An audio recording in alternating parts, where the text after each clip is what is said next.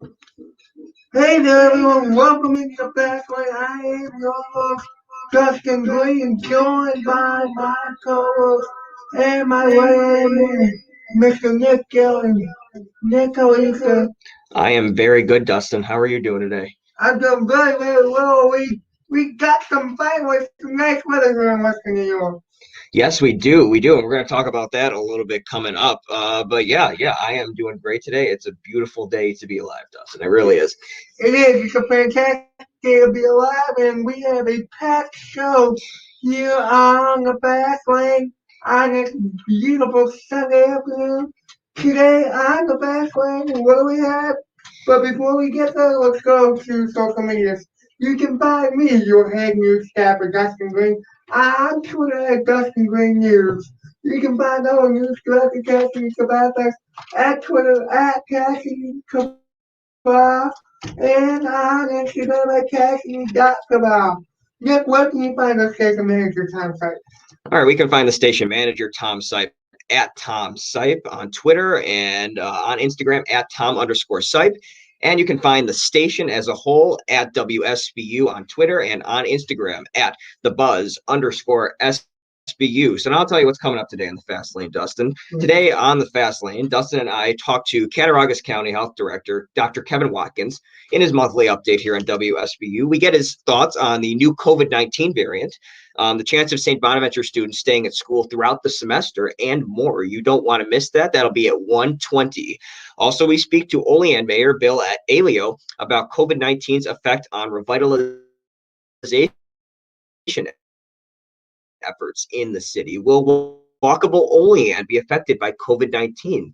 At 1:40, Dustin. And also coming up, Siemens Dresser Rand is moving the manufacturing side of their operation out of Olean. I've been following the story. What could that mean for your pocketbooks, and when can you expect layoffs to begin here in the city? We'll get to that in about 10 minutes. And as always, your latest news, weather, sports, and a look ahead as you plan your upcoming week. We are driving in the fast lane, Dustin. So let's get to you with some news on Portville Central Schools. Yes, the Portville Central School District is remote until February 26th. According to the school, and this is a quote, several students have tested positive for COVID-19. Two siblings in the elementary school tested positive for the virus on top of several students in the middle high school building. This is according to a release on the school's website. Also, according to the school, students who have tested positive for COVID-19 were identified in the school's random testing process in Portville Central Schools. The fast lane is looking into Portville's testing regimen and why other schools are not doing a regimen such as the one Portville is doing. Yeah. Yes, and Dustin, why don't you tell us about what's going on with some of the city police form and does the police reform committee? Yeah, the police reform committee is something else. Folks, every Thursday night, you can catch them. You can catch them Friday mornings. This week didn't come out till Friday evening, but you can catch those recordings on YouTube. That can.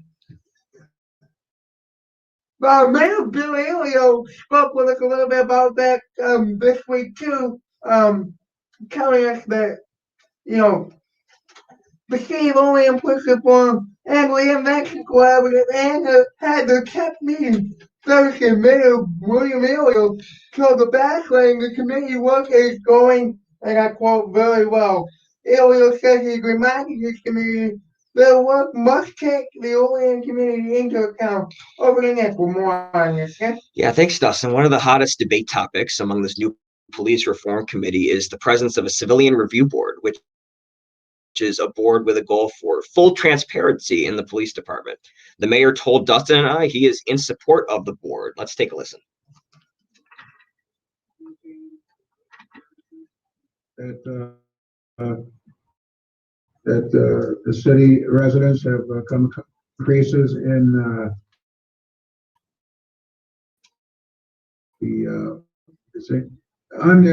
look at your police department.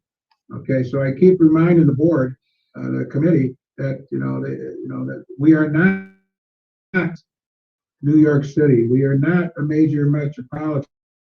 We are the city of Olean. how do we want our here? And there's a lot of good things coming out of it. And there's not going to be a lot of suggestions for a lot of changes. That's Mayor William Elliott from the city of Olean. I just want to clarify that was taped on Friday. So when you said last night that meeting was on Thursday, just clarification there. And speaking with the city of Olean, during a meeting Tuesday, policymakers discussed updating the city website and making it more accessible. This comes at the request of the community. Website manufacturing company Civics Plus has presented a plan to the Strategic Planning Committee. Becky White said this was the first of many presentations she will give to officials and members of the community. Nick, we're going to review some sad news on Cuba. Yeah, Cuba police are still seeking public assistance in the case of a missing child. Police say 16-year-old Catherine Jaros has been missing since November 24th. She is 5 feet 1 inch tall with brown hair and brown eyes. Jaros was last seen with a pink hooded sweatshirt and gray jeans and had no shoes on at the time of her disappearance. This according to a social media post by Cuba Town Police. Anyone with any more information is asked to call Cuba Town Police as well. Dustin, you're making me hungry with this headline. Do you like pancakes? Well, I hope so, because Sprague's Maple Farms is celebrating their 20th anniversary today. Owen Leggy Sprague told the Fastlane this morning, and I quote, "It has been quite a ride," ending quote. Sprague said the restaurant was planning to be open just a few months out of the year 20 years ago. Thanks to community support, that is not the case. Our Nic Gelyon caught up with Sprague this morning. Let's take a look at what Leggy had to say next. I mean, we certainly can't be here without the tremendous community support that we've been getting, and that's just made all the difference. And actually, ever since we first opened, it's been pretty much overwhelming the support we've got from not only the community but the entire region, which just. We're going over to Nick after speaking with Randy Sprague. Nick, what you got for us? Yeah, so we have a COVID-19 update from the Cattaraugus County Health Department. This is from yesterday. We don't have today's updated numbers as of now, but as of yesterday afternoon, there were 4,223 total cases. There were 6 new cases to bring the total, to 215 active cases in the county. Right now, there's 3,917 total recovered cases in the county. 684 people are quarantined, and our 7-day average positivity rate here in Cattaraugus County is at 3.3%. As we mentioned last week, that number keeps going down. We did experience, though, our 84th and 85th mortalities this week due to COVID-19. Again, that brings the total up to 85. That's the COVID-19 report. If you want today's updated numbers, check back anytime in the next few hours. Those should be up on the Cattaraugus County Health Department website. And if we get those during the course of the show, we will bring them to you. Yes, I will be refreshing my page and looking for those. I don't anticipate that we will get those, Nick, but if we do get those, we will bring them to our viewers. Now, once again, where can you find us on social media? You can find my right-hand man, Nic Gelyon, on Twitter at Nic Gelyon7. You can find him on Instagram at Nic Gelyon SBU, and you can find me on Twitter at Dustin Gray News. Now, speaking of the right-hand man, let's go next with what's ahead. Yes, coming up on today's show, the Fast Lane, the latest on Stevens and Dresser Rand's downsizing. What will layoffs mean for your pocketbook, and when can layoffs begin here in the city? That's coming up after the break. Also after the break, a look at today's national storylines and weather for the week ahead. You don't want to miss that, Justin. And later, our monthly check-in with Cattaraugus County Health Director Dr. Kevin Watkins. We talk about the COVID-19 variants. Are they in Cattaraugus County? Also, how likely is it that we here at St. Barnabas to complete our school year on campus? Find out in just a little while. Buckle up, because we're getting faster here on the Fast Lane. This is going to be my time to taste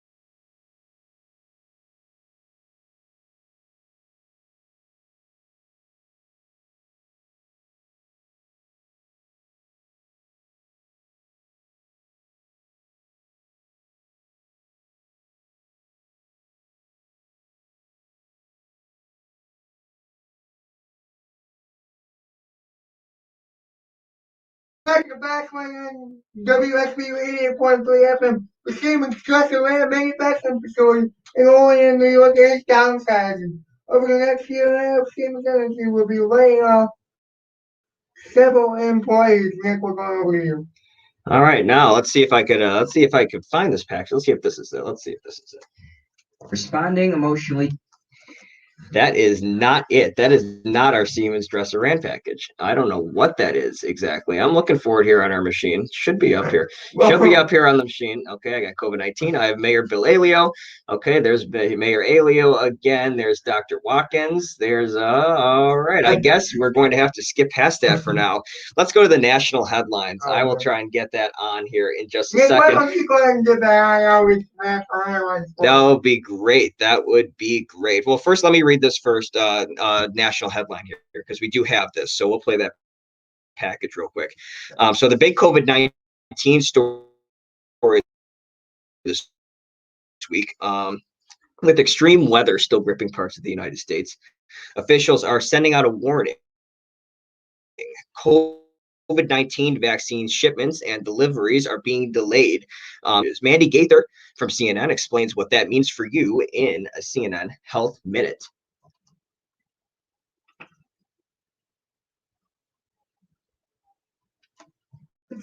In southern plains, snow and record low temperatures continue to plague Americans. The extreme weather is also impacting parts of the country not directly affected by the storms by causing delays in COVID-19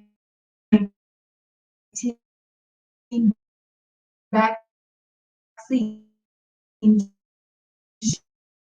shipments.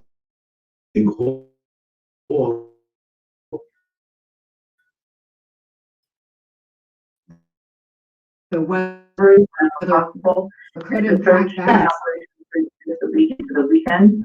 We're in conversation about extended hours and additional appointments to try and reschedule shots given the storm. UPS says it has extensive contingency plans to complete vaccine deliveries. Drivers are still making deliveries and pickups where conditions allow them to stay safe. FedEx says vaccine deliveries are getting priority, but the weather is impacting much of their network. Other health impacting minute. All right, so both the USPS and FedEx have major hubs or warehouses down south in areas affected by the storms. Dustin. The director of the Center for Disease Control and Prevention says schools can't open no matter how much coronavirus is talking about 90% of children live in so-called red zones under the CDC's guidance. Despite that, Dr. Rochelle Walensky says there are opportunities for in-person learning at all stages. According to previous CDC guidance, schools can't open if they are mitigating the risk of COVID-19 with masks, 6 feet of social distance, frequent cleanings, testing, and contact tracing. Pfizer says new data shows its COVID-19 vaccine can be stored at warmer temperatures. Nick, we're going over to by. All right, the pharmaceutical company found that the vaccines are made stable when stored for 2 weeks at standard freezer temperatures.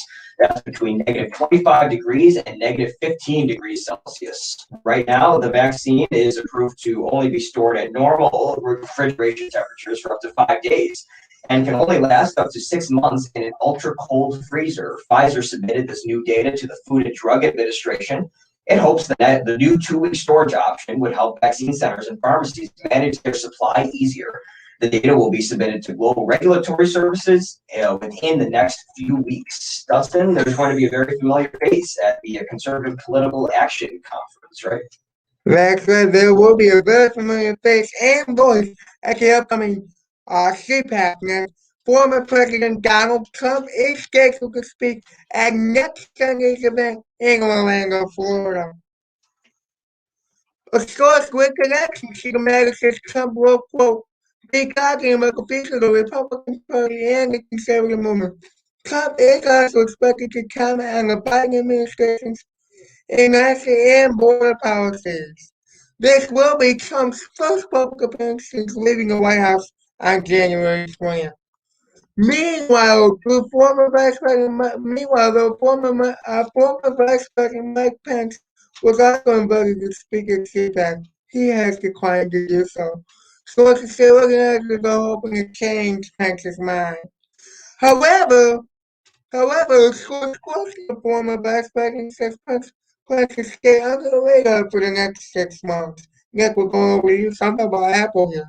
All right, so Apple just launched its first iPhone with 5G wireless speeds a few months ago, but it's already working on 6G. It's believed that when 6G becomes available, it can enable speeds of up to 100 times faster than 5G. Apple posted job ads seeking engineers in its Silicon Valley and San Diego offices, which focus on advanced wireless technology. While 6G is not likely to be implemented until 2030, Apple appears to want to be at the forefront in the next major advancement in network speed. Apple has yet to add 5G capability to devices like the Apple Watch and iPad, and still sells iPhones that use older 4G technology. Dustyn, it's a small world here. I think that's what the ride is, right? Something like that. It's a small world after all. Tell us a little bit about Disney's anniversary. For most, the anniversary is just one day, like Spring Maple Farms. But for Disney, it's a 1.5-year long celebration. Walt Disney will plan on celebrating its 50th anniversary, beginning on October 21st, 5 decades after first opening the stores. It's planning on bright new decorations and big events at all 4 of their parks. As you probably guessed, Mickey and Minnie will be at the center of the 18th long celebration, which they are calling the world's most magical celebration. Now we're going over to Nick with a look at today's weather. Nick, take it away, sir. All right, well, thank you very much, Dustin. Like we said earlier at the top of the show, it's looking beautiful out this afternoon. Sunny, no precipitation, slight and mild breeze. Definitely different from yesterday. Cloudy, snowy, windy. That's what yesterday was. Much more enjoyable conditions today, Dustin. About 24 degrees right now. Might feel a little bit warmer since the sun is out, maybe closer to 30 degrees. Again, very light wind right now and throughout the day. Conditions aren't expected to change much throughout the day. It'll get a bit warmer as the afternoon progresses, no higher than the low 30s out today. No real chance again for precipitation for the rest of the day. Enjoy today because we're supposed to get those wintry conditions tomorrow. Potentially 2 to 4 inches of snow tomorrow morning into tomorrow afternoon. Prepare for mid to high 20s and some moderate wind tomorrow. We'll have more details for tomorrow's storm and the week to come in about 25 minutes, Dustin. So before we go to social handles, you mind if I get a retry at this dresser rant package, Dustin? You mind if I retry that? If we could. All right, that would be great. So 341 of the employees that will be laid off or relocated at the Olean Siemens Dresser Rand facility will be United Steelworkers employees. The United Steelworkers Union represents manufacturing workers throughout the country. This week, I caught up with a union representative to talk about where the laid-off employees could look for work and what impact that could have on the community. I also talked to a city official about how downsizing could hurt your pocketbook. His answer, it might surprise you. Let's take a listen. About where their next paycheck is going to come from is a big concern. Joseph Fertolino represents 341 union employees at Siemens Dresser Rand in Olean for United Steelworkers. All 341 workers will lose their job in Olean. I know the company is looking at starting layoffs beginning in May. Fertolino says the employees he represents are willing to look beyond Greater Olean for work. There's not much available with regard to manufacturing in the area. We were looking to try to place some individuals in other facilities within the Buffalo area with regard to the members being willing to make that move. Nearly 550 employees are affected by Dresser Rand's downsizing, and Vertolino says his 341 employees alone contribute significant money to the community. So I'm standing right now on Vine Street in Olean. I'm right behind the manufacturing part of the Siemens Energy building. This is where those 350 United Steelworkers jobs will be lost. We at SPUTV did the math. $750,000 a week adds up to $39 million a year. $1 million a week adds up to $52 million a year. Income no longer being spent in the area economy. Where will you feel the impact? City tax assessor Greg Pijota says property taxes won't increase. That is until Siemens stays at or leaves their current facility. What their plans are laid out, there's going to be no change. It just depends on what happens in the future. There's a lot of different scenarios that could happen. So the word everyone uses in describing the situation, uncertainty. Adding to that uncertainty, Siemens has not yet detailed to New York State exactly how or when these layoffs will happen. For SBTV, I'm Nic Gelyon.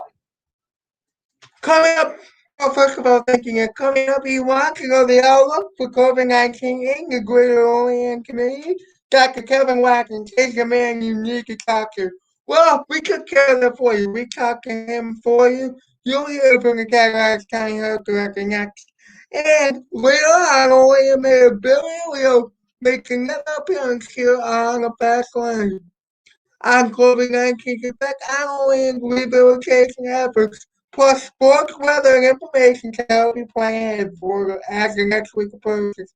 We're just getting going here on the Fast Lane, but before we go break, let's slow down a second to tell you where you can find us on social media. Nick, where we got you?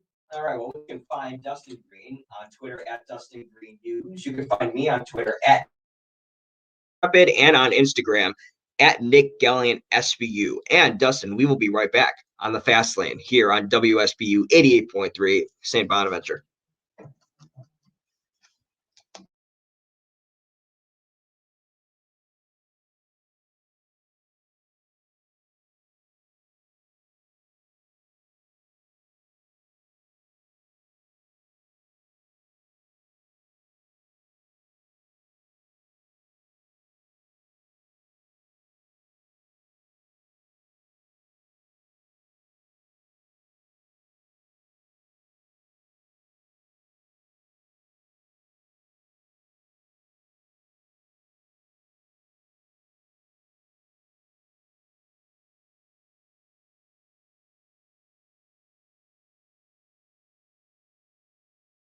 Hey there, Bottling. Welcome back to the Fast Lane. I am your host, Dustyn Green, joined by my co-operator of the Fast Lane, Mr. Nic Gelyon, and one of our lead sources for county health information.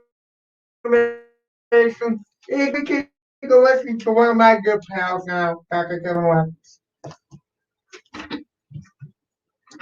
We are joined by Dr. Kevin Watkins of the Cattaraugus County Health Department. Dr. Watkins, how are you, sir? I am fine. I am glad to be able to join you two one more time. This is the second month in a row, and I look forward to the interview. We do have a lot to talk about today with Dr. Kevin Watkins. Dr. Watkins, first of all, how are you feeling about this COVID-19 trajectory that we're on? Things do look to be on the downward spiral. Absolutely. As we looked, as we talked about last month, we looked like we are on the downward part of this curve that we have been on for a while. The last 2 months, we have seen an increase in the number of positive cases in Cattaraugus County. But recently, we have really started to bend that curve, and we're starting on a downward trend for the number of positive cases in Cat County. And so that really, that I am really delighted to be able to report to see this downward trend, number of positive cases. We must make, although vigilant about this virus, as the virus is still in our community, and we cannot let our guards down at this particular time. Dr. Watkins, do you foresee another uphill battle coming? Sure. We are concerned right now about the various variants of the COVID-19 that we are seeing throughout New York State and throughout the United States. 3 of these variants, I believe we talked about on our last meeting, are very concerning to us. One in particular, the UK strand, appears to be widespread here in New York State, And so that is the reason that is most concerning is because it is more contagious, infected by this strain than the current it does at this time create somewhat concern for us that more we're not in the reliable alternative for us as we are seeing a number of cases in our county. Have we seen a variant yet here in Colorado? Well, we have seen the variant, or the variant has been identified in both Allegheny County and Niagara County, and we are in between the two counties. So although it has not been particularly identified here in Cattaraugus County, we can assume that it is here in Cattaraugus County. No, I just want to touch on the vaccine, COVID-19 vaccine for a second. So the state says that you have to fill out a form online, an application to determine your eligibility to get the vaccine. But there are people who have found other avenues to do so without filling out that form, at least from what I've heard from what other people have heard. So is there any miscommunication there? What discrepancy is there between the state and other ways to get the COVID-19 vaccine? Well, you guys seem to have determined other ways in which you can get it. Now, if you are trying to get a vaccine here in Cattaraugus County through the health department, you must complete the eligibility form in order to attend one of our vaccine clinics. If you are getting a vaccine through, say, one of the local pharmacists, I can only assume that that requirement is also put into place for those local pharmacists as well. But recently I've heard that pharmacists have called, members who are affiliated with pharmacy through, they have called them down to get a vaccine, and they have not filled out an eligibility form. It is my understanding that they oftentimes provide them with some form of an attestation form once they come down to the pharmacist to receive their vaccine, and the individual will sign an attestation form while they are there to attest that they are qualified to receive the vaccine. Now, I don't know any other methods in which residents or members of the community are receiving vaccines without filling out some type of documentation that they qualify for the vaccine. Well, what happened to me, doctor, is I have cerebral palsy, so what I was able to do was, in Kingdom, handle all the paperwork. And I actually got a text message yesterday that said, hey, you're eligible for the vaccine. Do you want me to sign up for you? So my care coordinator actually signed up. So there are ways, if you fall within certain categories, if you will, there are ways to utilize other resources. Now, a question that I have on that is the quarantine requirements. There's a lot of misconceptions here on those requirements. You are required to quarantine after you have the vaccine.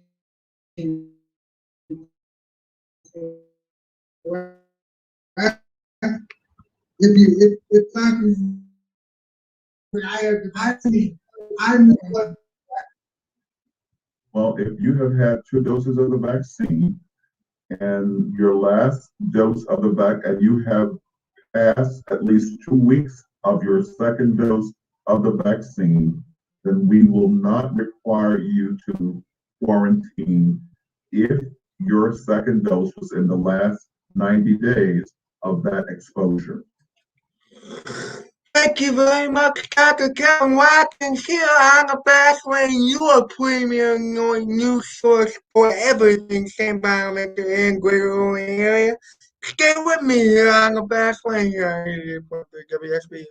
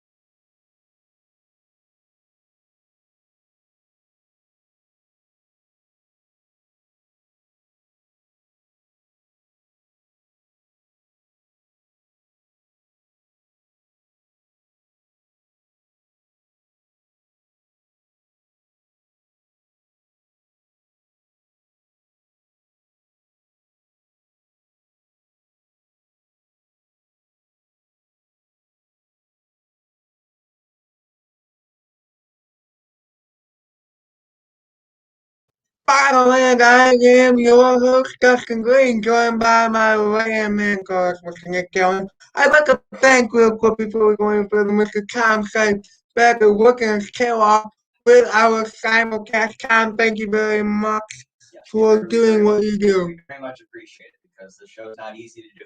It's not easy to do without a simulcast. So to do it with a simulcast and get it done the way we have done it these last 2 weeks is quite a feat. So yes, thank you. Thank you, Tom. And thank you all for listening to us here for the last several weeks on the Backland. Let's finish it up with Dr. Kevin Watkins. Now, why 90 days? So, does that imply that this vaccine is only effective for 90 days? Well, it implies that that is all we know about the vaccine up to 90 days. So when we did the study of this particular vaccine, the study went up to at least 3 months. The study is still in place, but at this particular time, we do know that there is enough protection for an individual for up to 3 months or 90 days. So at this particular time, it is the recommendation of CDC to at least feel comfortable in at least not quarantining an individual who have had a vaccine within the last 90 days. Now, doctor, say I test positive for COVID-19, and 3 weeks later, I'm scheduled to get the vaccine. Can I still get the vaccine on that date, or will I have to cancel my appointment?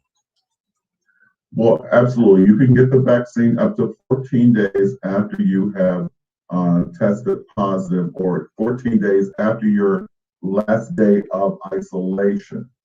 So if you test positive for COVID-19, you will need to isolate for at least 10 days, a minimum of 10 days. At that particular time, as long as you are asymptomatic, then you can get a vaccine at least 14 days after that last day of isolation.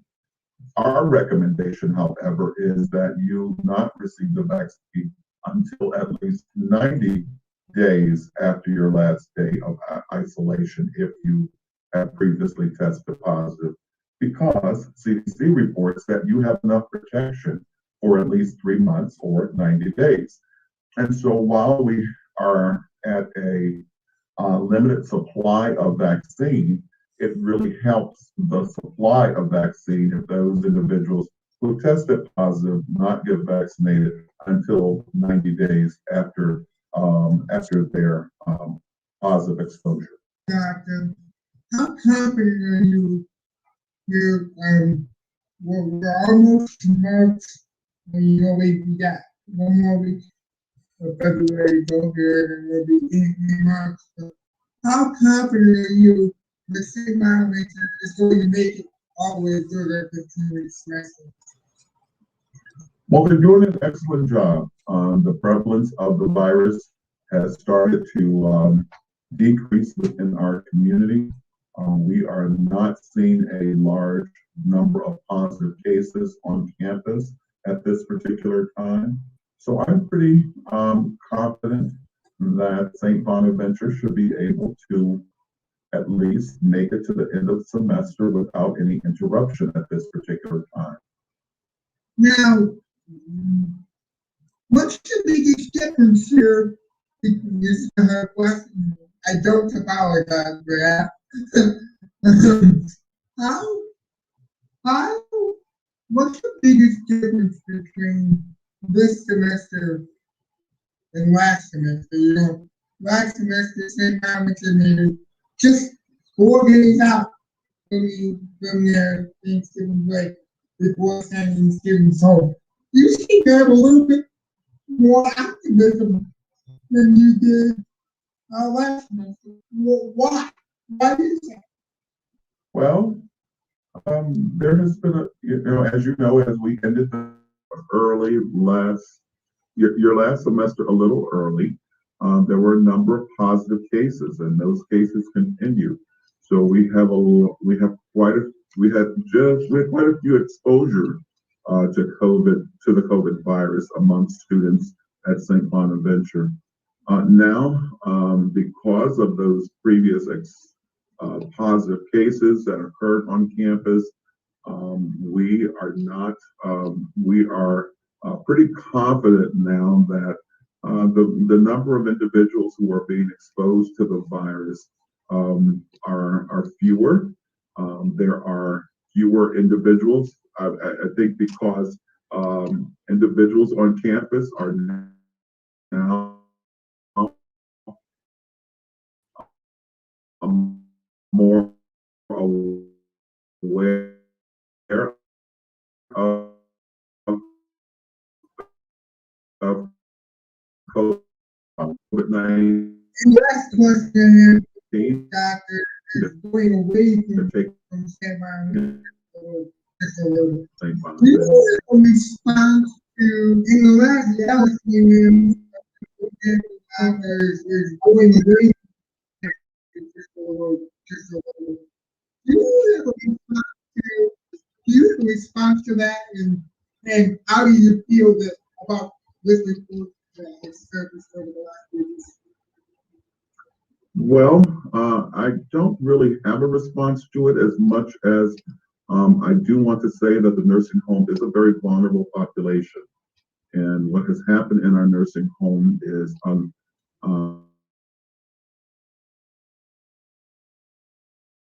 lost so many individuals in that type of facility. There were a number of reasons behind it. I think that through this investigation, we will find out exactly some of the reasons behind it. But we have left that up to the State Department of Health to work with the federal government and others who are now investigating the reasons behind some of the mortalities associated with nursing home residents. And hopefully at the end of their investigation, we can get a better understanding. But at this particular time, I really don't have much to say regarding those allegations that are being alleged, that numbers were withheld because it may have caused or prompt a more deep investigation. Been talking with some of the developers. Welcome back to go back on. We got a little bit of Bill Laley on there, just like we did at the end of his interview. We got a little Watkins in there. Yeah, that was kind of goofy. Yeah, we're not expecting that, but anyways, We're gonna talk to him next. We are, yeah, they're little kids. We are going to talk to Mayor Gelyon next on the other side of the break here on WSB 88.2 FM. And for those of you who don't know, we are in St. Lawrence.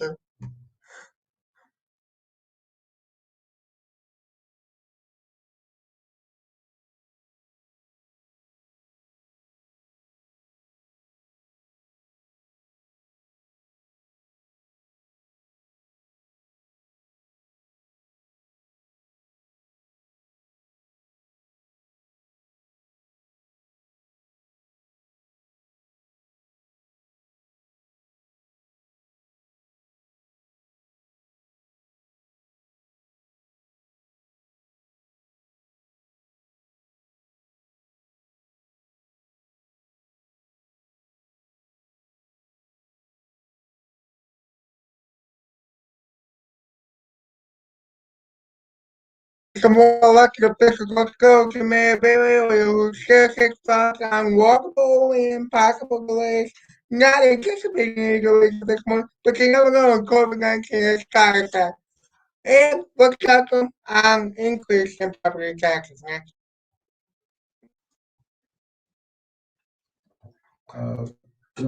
Washington Street water line project that is going to continue here as soon as the weather breaks here. And we actually are going 5 extra blocks with that. We've been in conversation with the contractor who has that bid, and he's not anticipating any holdups and materials in that. But it depends on what you're going to build. I mean, if you're building, I know the hotel got held up with COVID because the suppliers weren't, they couldn't get the furniture in that in. Okay, they have received that now, and that's moving with walkable and that's walkable and 3. We are not anticipating any delays. Although, you know, that there again, that matters and just you know, how things fall in line. So, you know, there could be, but as of right now, no, we're not anticipating any delays.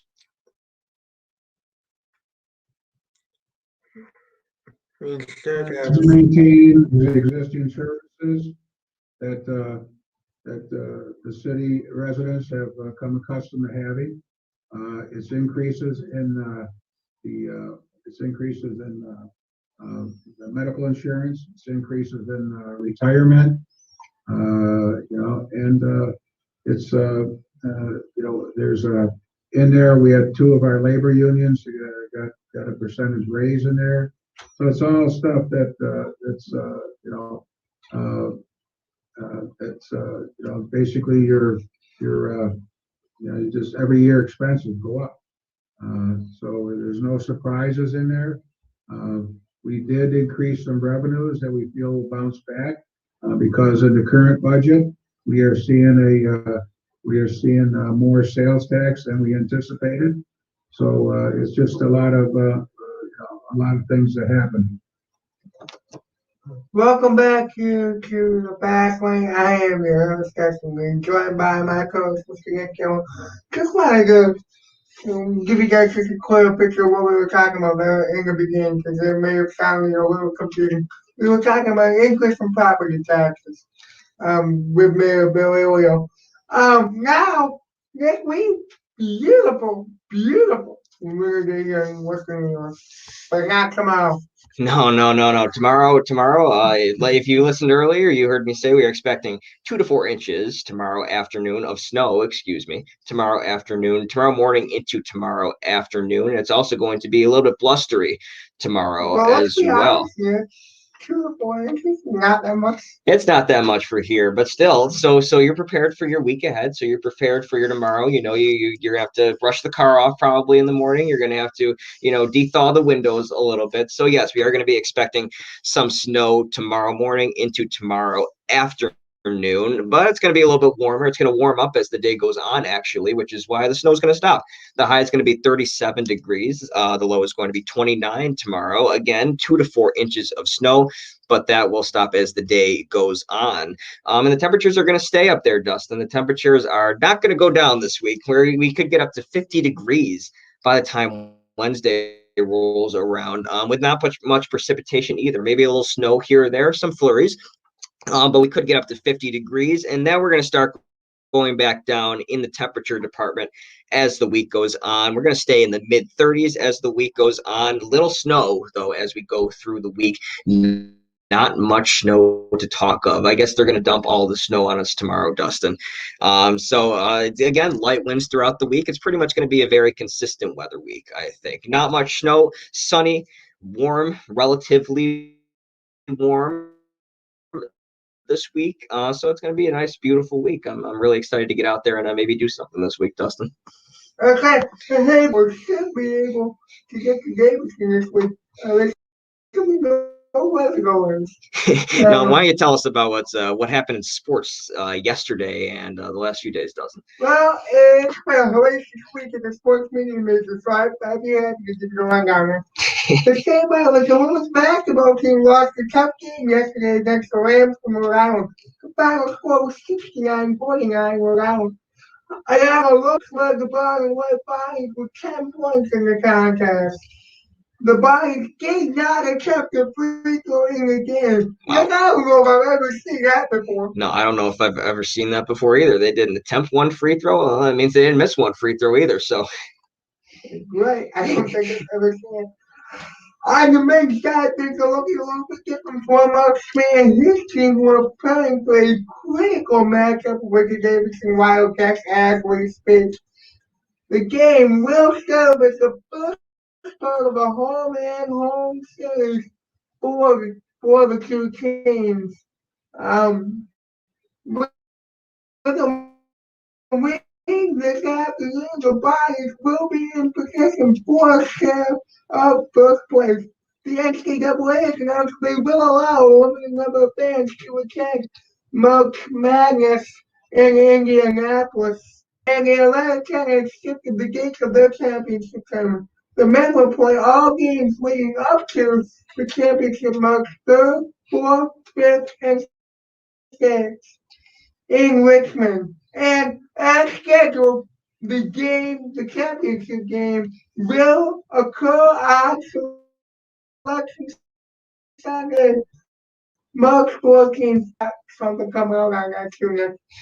Yes, we do. We will be discussing that as the weeks come up. I'm excited for the NCAA tournament, though. You know, it felt like something was missing last year without the NCAA tournament. I know a lot of people felt that way too. So I'm excited that that's coming up again in the next couple of weeks.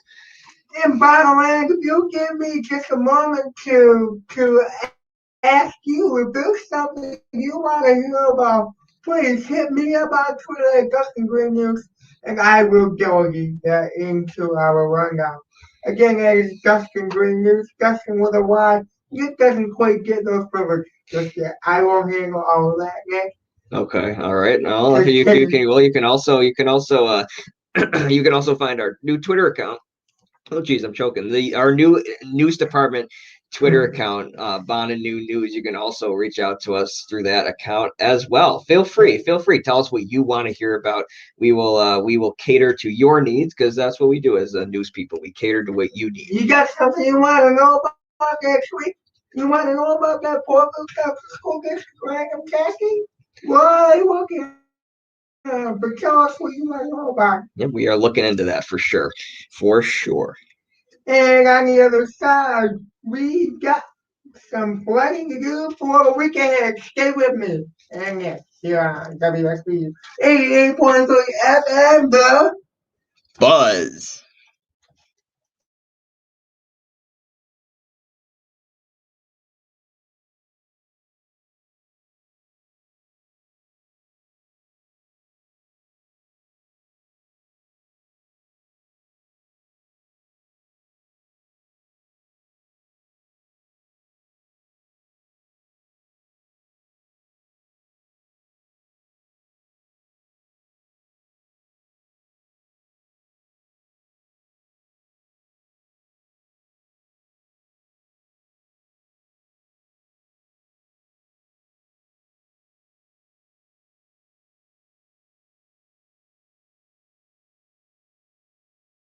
Hey, Byron, I'm your host, Dustin Green, joined by my co-host, Nic Gelyon, and our station manager, Tom Sipe, on the outside, once again working very, very diligently out there.